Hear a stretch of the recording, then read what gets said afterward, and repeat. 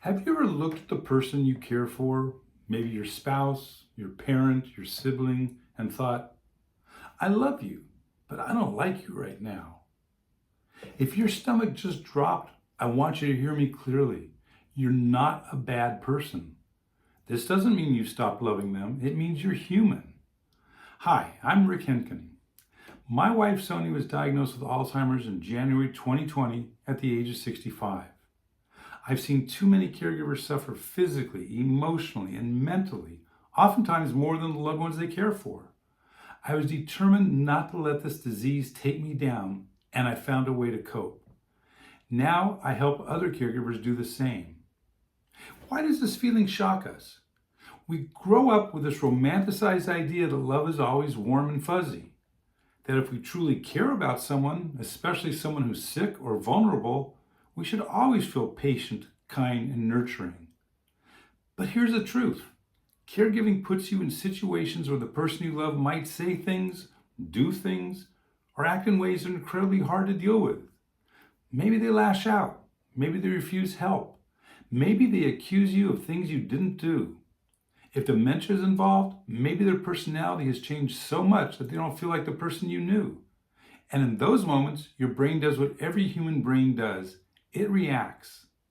It might feel angry, resentful, frustrated, or hurt. And if those feelings stick around, you might notice yourself thinking, I don't really like you right now. The problem isn't the feeling. The problem is the guilt we pile on top of it. We tell ourselves, what kind of person thinks this? If I really loved them, I wouldn't feel this way. I'm a terrible caregiver. But let me tell you something I had to learn the hard way. Feelings are not moral judgments. They're signals.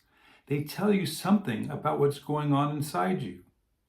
When you feel like you don't like your loved one in the moment, it's usually because you're overwhelmed, your boundaries have been crossed, you're grieving the loss of who they used to be, you're running on empty. It's not a sign that you've stopped loving them.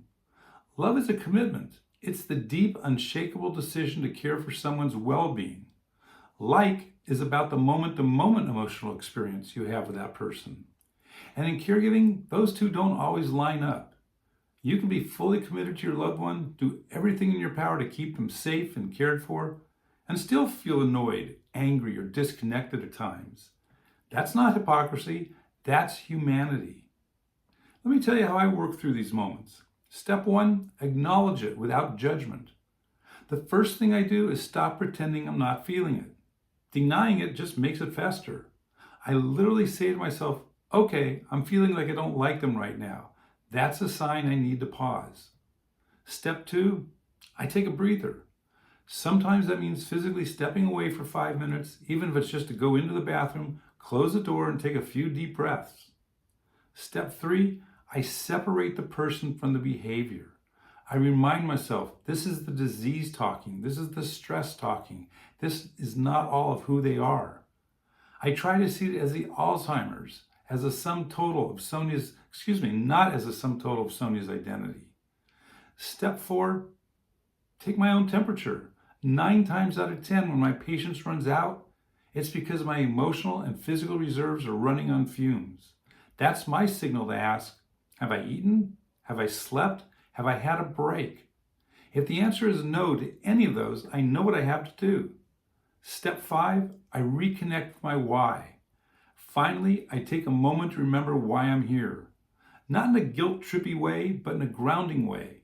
I think about the times Sonia and I have shared laughter, the history we've built, the fact that love is bigger than a bad moment.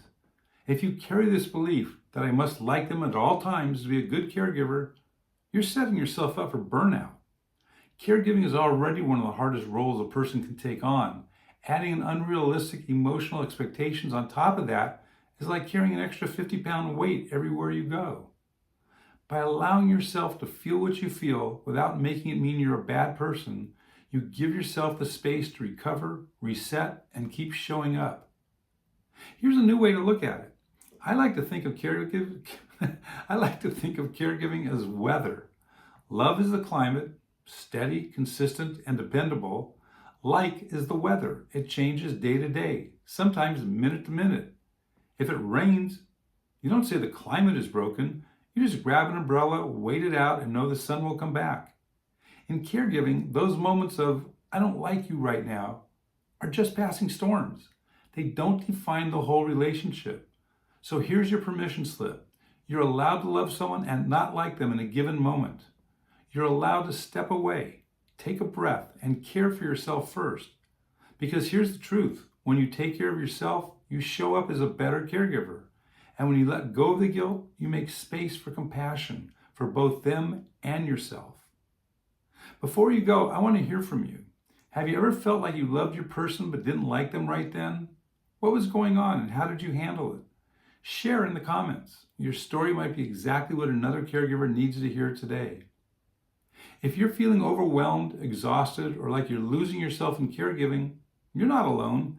That's exactly why I created the Caregiver Mastery System, a step-by-step emotional roadmap to help you manage stress, anger, and burnout so you can care for your loved one without sacrificing yourself in the process.